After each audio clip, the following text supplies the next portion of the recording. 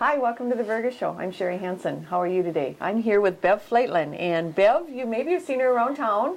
I have the privilege of having Bev as my Zumba teacher, but we're not really dressed for Zumba today, are we, Bev? No, we're not. No, we're not. What we're going to do is we're going to take the other hat that Bev has on, and Bev, you are a gardener. Yes. And I know that you do it. You do gardening for a lot of other people, and last year. Anybody who comes to Vergas and sees what the Vergas Beautification Committee has done with the pots in town and just all the different things that they're doing to make Vergas even more beautiful has to be impressed. And part of that last year, Bev, you planted all those plots, didn't you? Yes, yes, I did. I had some help. Mary Melanson helped me. We bought the plants locally and just tried to do them up nice and pretty in colors. And yes, and you did a beautiful job. Now, I do know that the Beautification Committee does have people who care for them. Yes. During the year. They'll make sure that they're watered, dehead them. And I'm sure if you drive by and see one of them that's, needing a little bit of care, you'll probably end up doing that too. And I'd like to put a plug out for that right now, as I know that coming up this spring, the Beautification Committee will be looking for caretakers of all the beautiful pots that are out in town. But the reason I've asked Bev to be on the show today is because I am one of these kind of people that absolutely cannot keep a plant alive. And so I want to know the secret. So how do you give me what your secrets are, Bev? Well, if your plant's not doing well in one spot, dig it up, move it to a different spot. That might help. It? Yes, right. There's microclimates all the way throughout your gardens.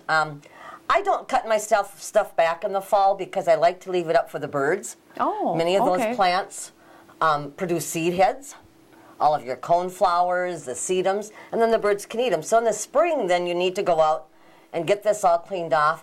Also, by leaving your plants up, if there is no snow cover, which has not been the issue this year, forever snow cover, it will help collect the leaves and what little snow you do get, so it protects the roots of your plants. Oh, the plants you buy locally are always hardy to the coldness we have. It's the freeze and thaw in the spring that has more of a tendency to hurt them. So anyhow, I go out and rake off, and I have a very small little shrub rake that I like to use. Mm-hmm. Nothing metal because the ground is still pretty soft. Try to let it dry out somewhat. Rake them off. This is my handy little snips, and I like this little snips because it has a spring action to it. I can keep it in my back pocket, so it's always handy.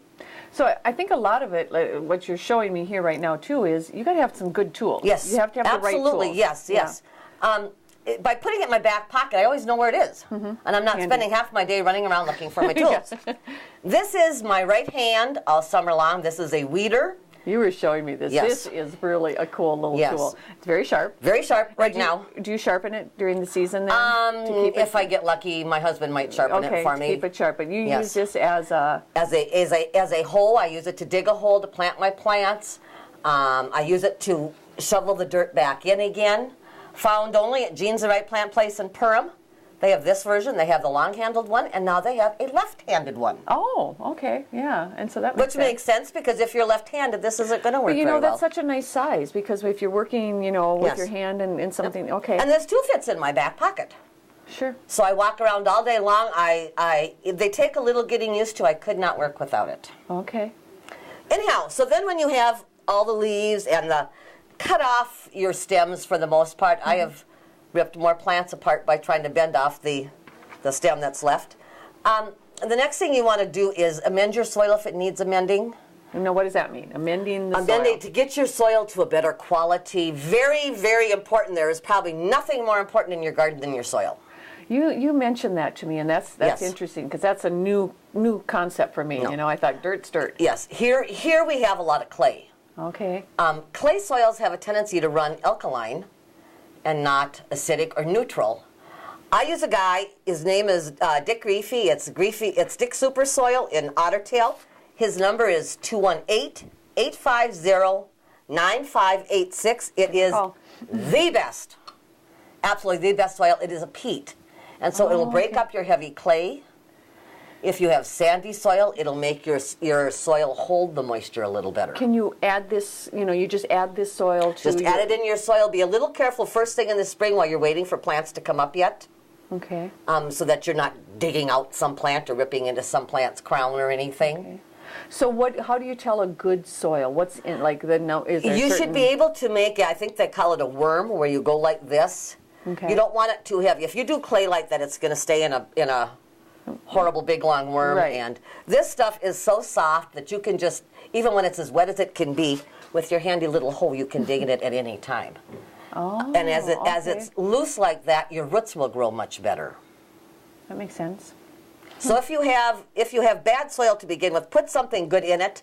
When I'm done taking out, cleaning it all up with the leaves and stuff, I like to put a fertilizer on it first thing in the spring. Okay. If and what you do you have, use? I use, if you can get some well composted manure, that's the best thing. Okay. Not all of us can get that, and sometimes it's hard to apply it because it's a tedious job by shovel.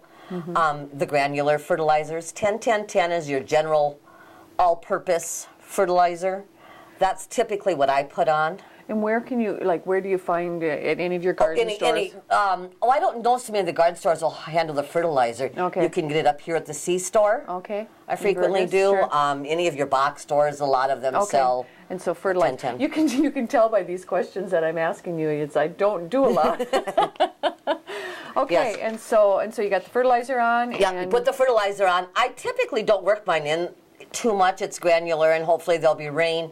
Be very careful when you're doing it because you don't want to get any phosphorus close to the lakes. Okay, That's right. what causes all the bloom. Your 3 numbers on your fertilizer. The first one is the nitrogen, and that causes the leaf growth. Okay. The second one is phosphorus, and that's for the bloom and the roots. The third one is potassium or potash, which is flower color or the strength of your plant. Okay. So if you're working close to a lake area, you probably want that middle number to be a 0. Right. And which most of us 20, are. 0, 20. Yeah.